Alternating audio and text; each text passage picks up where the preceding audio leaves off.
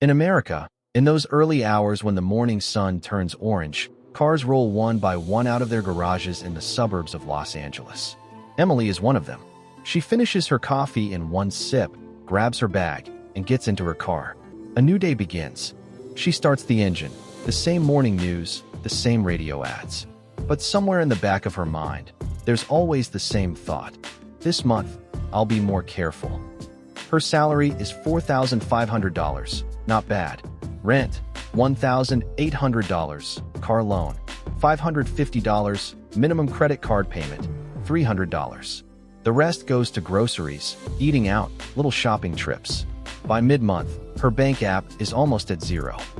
But Emily isn't a bad person. She's just ordinary.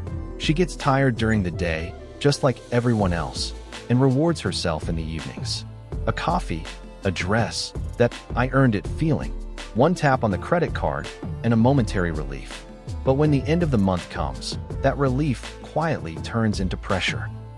That same morning in Portland, Jake gets into his car. It's old but well kept. He made his coffee at home and poured it into a thermos. He sees the Starbucks sign on his way but doesn't stop. He quit that habit. A cup of coffee, $6. Seems small, but that's $180 a month. Over $2,000 a year.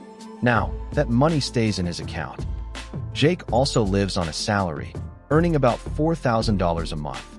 But his spending is planned. Rent, $1,400, no debt, and he uses his credit card only when necessary. He used to be in debt, too. But one day, after another month full of bills, he checked his accounts and saw something. Part of every paycheck was going to interest. It was like paying invisible rent to the bank every month. That day, he decided to change. Within a year, he paid off his debts.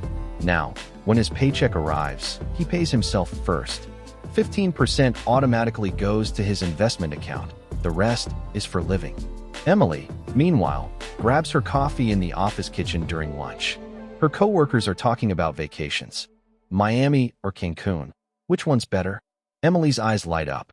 She starts browsing travel sites. But her credit card limit is already maxed out. I'll pay it off next month, she says, that classic line. But that next month never really comes. Jake, around the same time, checks his investment app during lunch. His weekly gain is $30. Not a fortune, but it makes him smile. Because that $30 is passive income. Now his money works for him. Before, he used to spend his paycheck as soon as it came in. Now, he knows where every dollar goes. And best of all, by the end of the month, there's still money left. When Emily gets home in the evening, she's exhausted. Traffic, work, stress. She has no energy to cook. She grabs her phone, orders dinner with one tap. $20. Then she rents a movie, orders dessert. A small pleasure, a big escape. But in the morning, a notification from the bank ruins her mood. You've reached 90% of your credit card limit. She pauses for a moment, then gets ready for work. Life goes on. Jake cooks a simple dinner at home. Vegetables in the pan, pasta on the side. Simple, affordable, but satisfying. He watches a YouTube video about financial freedom. He used to see money as a source of stress. Now he sees it as a strategy. Control money before it controls you. That's his motto now. Because he realized freedom doesn't come from wealth, it comes from discipline. A month later, Emily feels relieved when her paycheck hits. But 2 days later, bills, card payments, gas, the relief fades again. Same account, just different numbers. One night, sitting in front of the TV, she opens an online shopping site. New season shoes, dresses on sale. Add to cart. Feel the comfort of free shipping. Tap the credit card. Temporary happiness, permanent burden. By the end of the month, the interest has increased again. She feels the difference, but doesn't change direction. If this month is tight, I'll catch up next month. But that next month is always hanging in some postponed timeline. Jake's life, on the other hand, moves differently. Every month, 15% of his paycheck goes straight into investments.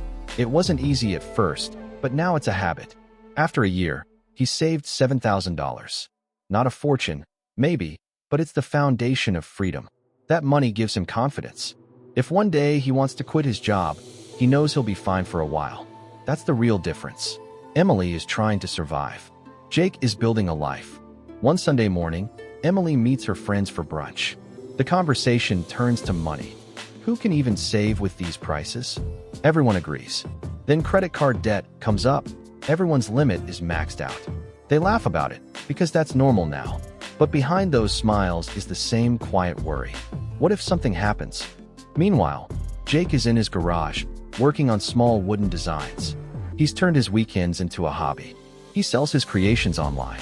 It brings in about $200 a month. But that $200 means a lot to him. Now he's buying time. He's working a little harder today to work less tomorrow. In Emily's car, the radio is on. A finance show comes on the air. The host says, "Wealth has less to do with how much you earn and more with how you spend." Emily smiles and turns off the radio. If only it were that easy. But deep down, she knows he might be right. At that same moment, Jake sets a new goal in his investment app. A small fund, low risk, slow but steady steps. He has a goal to save enough for a down payment on his own home within 5 years. And he knows it's possible because now he's part of a plan, not part of the system. A year later, the picture is clear. Emily's still in the same job, same salary, same habits. She buys a new dress, feels guilty when the card statement arrives, but doesn't change. Growing debt, growing exhaustion. Every month ends with the same thought, still not enough. Jake, meanwhile, is debt-free, with savings and a calm, steady life. His apartment is still rented, his car still old, but the peace on his face is new. Because now, he's in control. He sips his coffee and smiles quietly. The difference that began with a 50-cent cup of coffee has now given him a completely different life. 2 people, 2 lives, the same starting point. But one chose comfort now, the other chose peace later. While Emily keeps spinning in the system, Jake has drawn his own path. And the difference between them isn't in income or luck. It's in mindset. So, which one are you closer to? Are you like Emily, struggling to breathe at the end of each month? Or like Jake, taking small steps forward? Write it in the comments. Maybe your answer will inspire someone else. If you like this story, don't forget to like the video and subscribe so you don't miss more stories like this one. Here, we don't just talk about making money. We talk about understanding it.